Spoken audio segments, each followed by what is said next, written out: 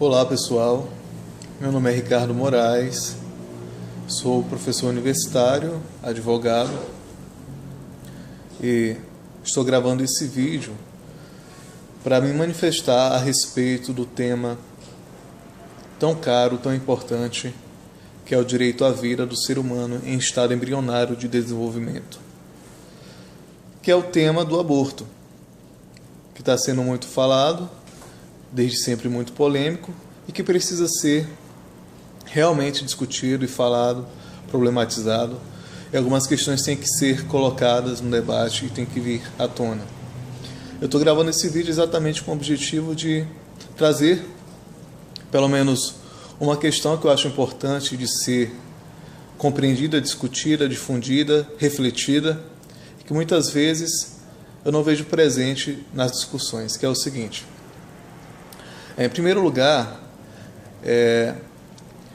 muitos se defendem e apoiam a questão do aborto, alegando que o feto, até um determinado tempo, alguns meses de desenvolvimento, ainda não é um ser humano. E o feto, então, é ou não é um ser humano? A resposta é sim, ele é, sim, um ser humano, e isso independe da sua fase de desenvolvimento ou dos seus meses de gestação. Ele é sim um ser humano.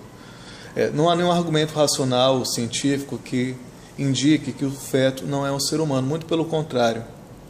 O que nós sabemos é que desde o momento da fecundação, no embrião, já estão presentes todas as informações genéticas e biológicas que determinam aquele indivíduo como pessoa humana, enquanto espécie humana, enquanto indivíduo único e irrepetível. Isso é um fato.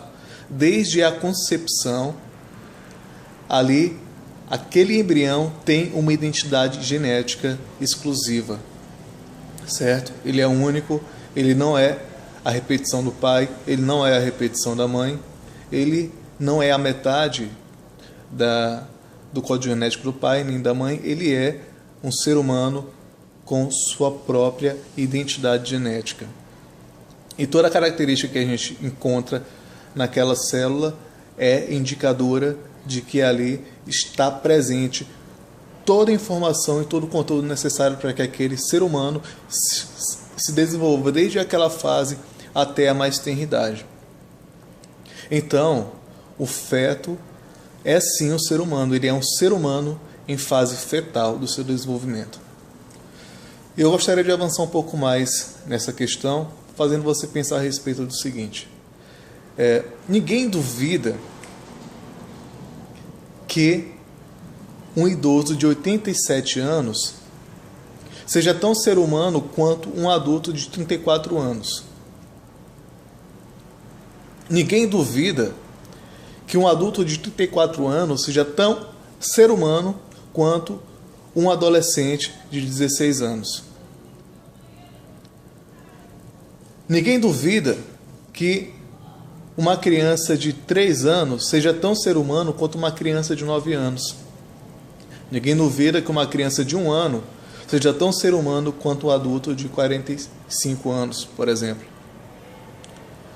Eu quero que você perceba que nós cometemos um erro absurdo, que nós duvidamos que o ser humano na sua fase fetal é tão ser humano quanto um ser humano nascido, por assim dizer. O nascimento, gente, é apenas a mudança de espaço. O ser humano já está presente tanto na barriga quanto está presente quando nascido. Ele só mudou o seu local de vivência, ele mudou apenas o seu ambiente, mas ele é a mesma pessoa.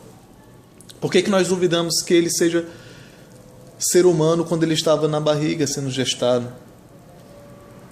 Isso é uma incoerência profunda. Você tem que pensar também no seguinte.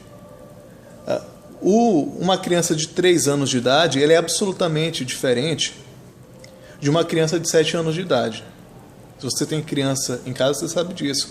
Olhe para as características físicas, para o desenvolvimento intelectual, para a capacidade de expressão. Uma criança de 3 anos é completamente diferente de uma criança de 7, que é completamente diferente de um adolescente, que que passou pela puberdade e viveu inúmeras mudanças fisiológicas, que é completamente diferente de um adulto, que é completamente diferente de um idoso no que diz respeito às suas características fisiológicas, físicas, às suas expressões. O que nós não percebemos é que é o mesmo ser humano em fase diferente de desenvolvimento. O que vai mudando é apenas a expressão física da mesma informação genética que está presente desde a fase embrionária. Então, por que mesmo uma criança de 1 ano, que não tem ou de 2 ou 3 anos, que não tem capacidade de viver e de tomar conta de sua vida por si mesma, de sobreviver por si mesma, como é o caso de uma criança de 3 meses ou 2 meses, nós achamos que a criança de 3 anos é mais ser humano que a criança de 3 meses. Porque elas estão, uma está na barriga, outra não está, uma está com um aspecto físico diferente da outra, mas o aspecto físico do adulto não é diferente do aspecto físico da criança de 3 anos? O aspecto físico do idoso não é diferente do aspecto físico da criança? E não é diferente do aspecto físico do adulto?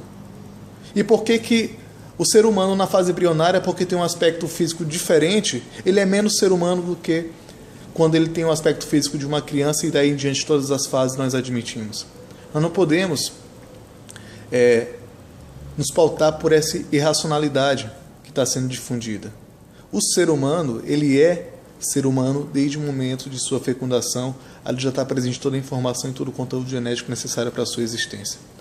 Dito isso, que o ser humano, ele é ser humano desde a sua fecundação, é importante discutir a questão do seu direito à vida.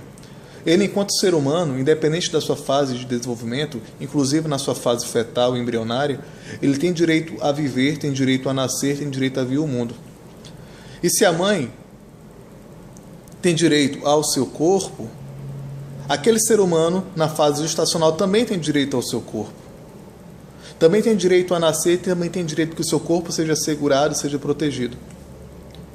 Agora nós precisamos entender o seguinte: quando há esse conflito de interesses, você tem uma parte mais vulnerável e uma parte mais forte. E a parte mais vulnerável é o ser humano em fase embrionária. E o mais vulnerável necessariamente tem que ser mais protegido. Então, nesse conflito de interesse, deve prevalecer o direito à vida da criança em fase fetal de desenvolvimento. É esse que deve prevalecer, porque ele é o mais vulnerável na relação. Se prevalecer, nós formos comparar, se prevalecer o direito, nesse caso, da mãe, por assim dizer, a consequência é a morte do outro ser humano. Se prevalecer o direito da criança, isso não vai significar a morte da mãe, vai significar alguns meses em que ela vai ter que se sujeitar àquela gestação. O que nós temos que pensar é que, havendo conflito de interesses, nós devemos proteger o mais vulnerável. É isso que o direito deve primar, é a isso que o direito deve servir. Nós temos que ter isso muito claro na nossa mente. Então, o que eu quero dizer para você com essa mensagem é um erro abortar, é um erro o aborto, porque ele consiste em um ato ilícito, em um ato, ainda que seja legalizado, imoral, e é um ato injusto de violência contra a vida de uma pessoa que tem direito a nascer. Então, esse é meu argumento nesse vídeo, né? O que eu gostaria de apresentar. Existem inúmeras outras questões a favor da vida, mas eu queria que você pensasse, a partir desse vídeo, nesse ponto, de que esse ser humano na fase fetal de desenvolvimento, ele é apenas alguém com uma aparência diferente da qual ele vai ter aos 3 anos, que é uma aparência diferente também da qual ele vai ter aos 30 anos e da qual ele vai ter aos 95 anos. Mas desde a sua fecundação, ele é ser humano, ele é biologicamente ser humano, e ele é, em qualquer dimensão que nós possamos enxergar o que é ser humano, ele é o ser humano e deve ser defendido. Ele é um ser humano vulnerável, cujo direito deve prevalecer sobre aquele que não é vulnerável. Era isso que eu queria dizer. Eu agradeço a você pela sua atenção. Espero ter a oportunidade de voltar a falar em algum outro momento. Pense nisso, diga sim à vida, pois a vida deve ser zelada, protegida, querida, amada. E é isso que nós temos que fazer. Um grande abraço, até a próxima.